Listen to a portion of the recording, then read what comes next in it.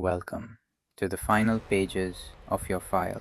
For 32 years, every crime, every lie, every shortcut added another page. You thought you were building an empire. They were building a case. Today, the file closes. Level 7, Age 44. The Invisible Crime. You've spent almost 20 years leaving evidence behind. Fingerprints, paperwork, witnesses, bank records, phone calls. Every investigation found something. So this time, you choose a crime where nobody ever sees your face.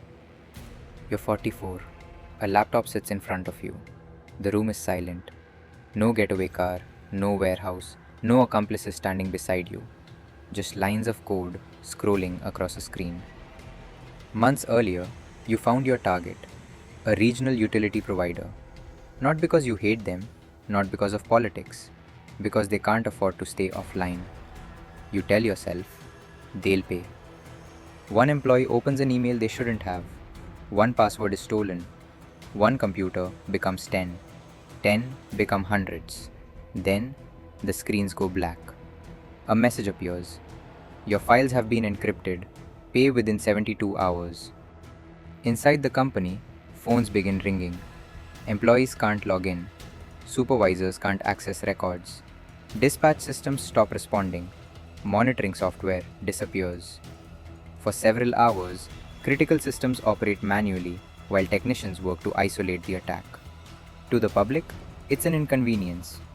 To investigators, it's something much bigger. This isn't just about stolen money anymore. It's about whether essential services can keep operating. The investigation changes overnight. Cyber specialists arrive. Digital forensic teams image hard drives. Network traffic is preserved. Server logs are copied before they're overwritten. Every second of activity is frozen, like footprints in wet concrete. You smile when the ransom payment arrives. Cryptocurrency. Exactly as planned. No names, no banks, no signatures. Just a string of letters and numbers inside a digital wallet. You believe you finally built the perfect escape. But cryptocurrency doesn't forget. Every transaction leaves a permanent record. Not your name, not your address, just a trail. One wallet to another, then another, then another. You try to hide it, break it apart, move it across dozens of wallets, send it through mixing services, convert portions into different digital assets. The trail becomes harder to follow. Not impossible. Investigators don't chase the money, they chase the movement. Every transfer has a timestamp. Every wallet has a history. Every exchange keeps records. Days become weeks. Weeks become months. The trail grows colder, but it never disappears. 5 months later, one transaction reaches an exchange operating overseas. Investigators submit legal requests. Wait. Follow up. Wait again. Eventually, the records arrive. One account, one login history, one mistake. Not during the attack, not during the ransom. Months later, when you believe the danger had already passed. That's the part nobody tells you about digital investigations. They don't always move quickly. They just keep moving. The moment you stop looking over your shoulder, they are still following the trail you left behind. Early one morning, there's a knock.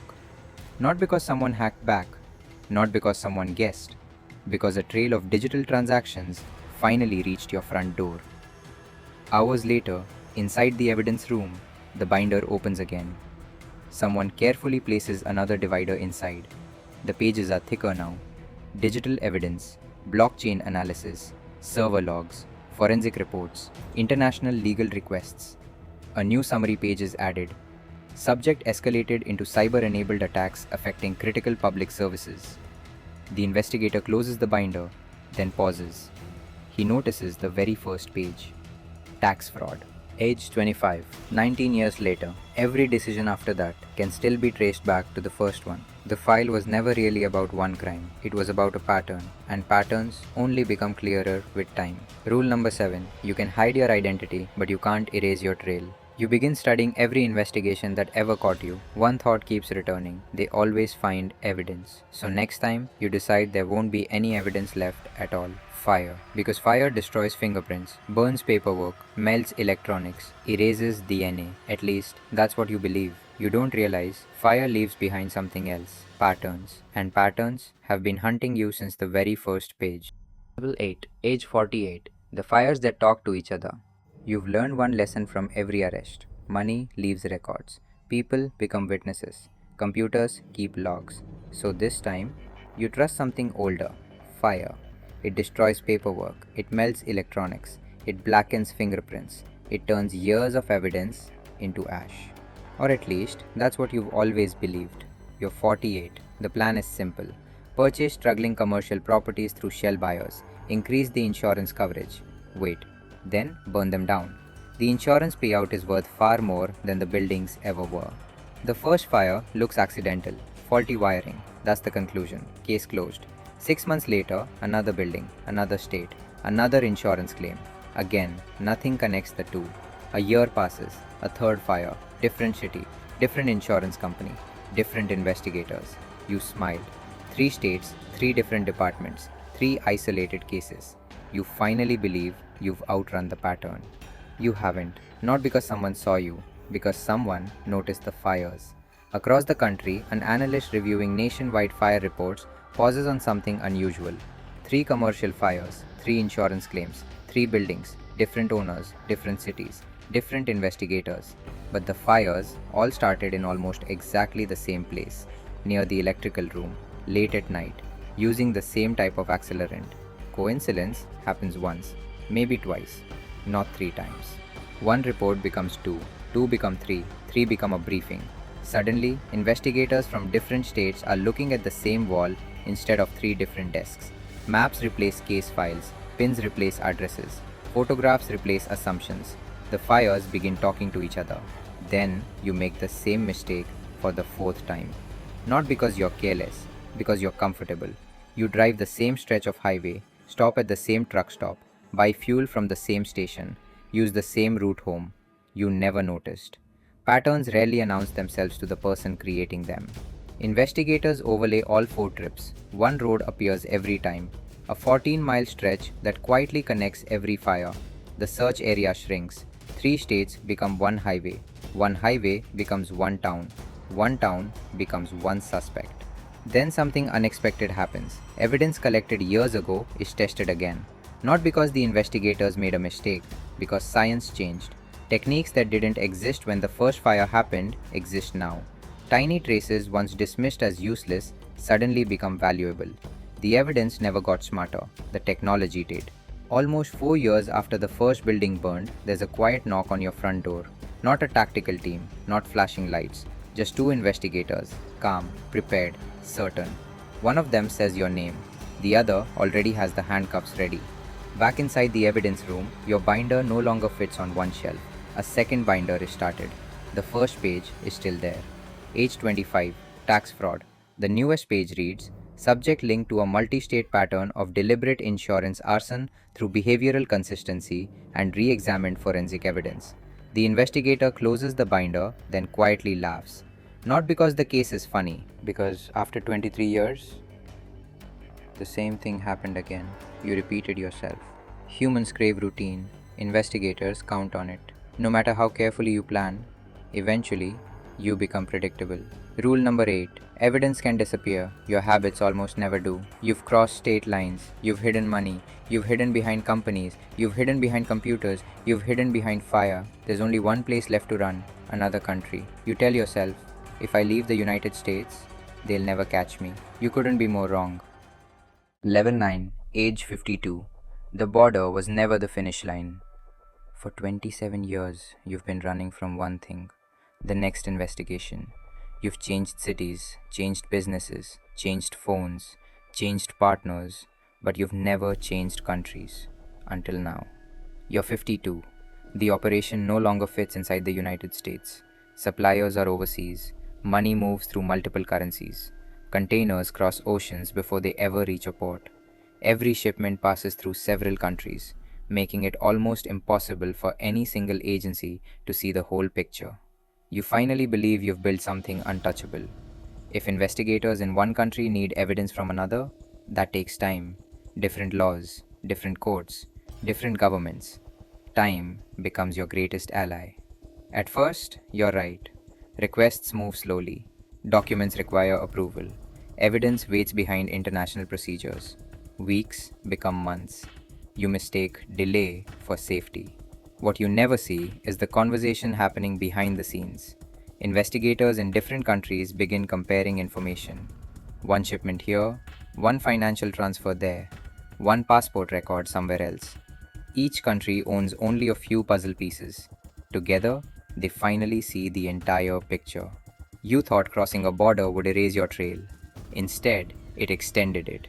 Now your trail doesn't end at one country's border, it continues across oceans. International investigations don't move faster, they move longer. While you're celebrating another successful shipment, someone is still reading paperwork from one you completed last year. The investigation never stopped. It simply crossed the border with you. One by one, shipping records begin matching financial transfers. Financial transfers begin matching travel records. Travel records begin matching communication logs. The same names keep appearing, including yours. Then something changes. The waiting stops. Legal approvals arrive. Evidence is shared. Arrest warrants are finalized. For months, everyone waited. Now, everyone moves at once. Three countries, three time zones, one coordinated operation. Investigators synchronize their watches. No phone calls, no warnings, no second chances. At the exact same moment, doors open thousands of miles apart. One warehouse, one office, one apartment, one shipping yard. Every major player taken into custody before anyone realizes the operation has begun. You aren't arrested because someone got lucky. You're arrested because dozens of investigators spent years building relationships long before your case ever existed. Trust became evidence. Months later, you're returned to the United States. The flights were shorter than the legal process that made them possible. Borders delayed the investigation. They never stopped it. Back inside the evidence room, your case no longer lives in binders. It fills an entire archive box. Photographs, financial records, forensic reports, wiretap transcripts, international correspondence, court orders, decades of evidence. An investigator lifts the very first document. Age 25, tax fraud. He smiles. Not because it's important anymore, but because it's where everything started. 27 years, hundreds of investigators, thousands of hours, all growing from one page. Rule number 9. Borders can slow an investigation, but they can't stop one that's still growing. You've tried everything: cash, violence, shell companies, cybercrime, fire, another country. There's only one place left to hide, inside something so large, so complicated, that no one could possibly understand all of it. A conspiracy capable of disrupting critical infrastructure, the biggest operation of your entire life. And the moment you become part of it, every lesson investigators learned over the last 32 years comes together at once. Level 10, age 57. When the entire system moves. 32 years, that's how long you've been running. Long enough to believe you've seen everything. Every investigation, every arrest, every mistake. You've learned how investigators think. You've learned how evidence is collected. You've learned how cases are built. So this time, you don't create the operation. You join one that's already bigger than anything you've ever imagined. You're 57. The people around you aren't interested in robberies, or counterfeit products, or stolen cars. Their target is something millions of people depend on every single day: financial systems that support critical infrastructure, payment networks, emergency funding systems, the flow of money that keeps essential services operating. You aren't carrying a weapon, you're moving money, approving transactions, creating layers between decision makers and the people carrying them out. Just one small piece, inside a machine so large you believe no one can ever understand it completely. You tell yourself, if everyone only knows a small part, no one can ever see the whole picture. You're wrong, because somewhere, someone already has. Not one investigator, not one office, not one agency, many. Information that once lived in separate buildings is now being placed on the same table. Financial analysts, digital forensic specialists, behavioral experts, field investigators, intelligence personnel. Every specialty you've encountered over the last 3 decades working beside one another. The tax experts recognize financial manipulation. The cyber investigators follow digital infrastructure. The behavioral analysts identify recurring decisions. The financial crime teams trace complex transactions. International partners share intelligence. The field agents prepare to move. For the first time, the entire system you've spent decades trying to outrun is looking at you together.